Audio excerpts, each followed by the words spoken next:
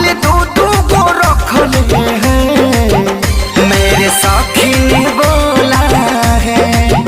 मिलने जाता है मुझको पाता है, झुमका बड़ा बड़ा उसको मुझे छोटा दिया है।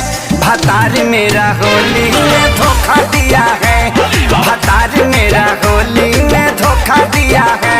तब मैंने भी देवरा जी को मौका दिया है, तब मैंने भी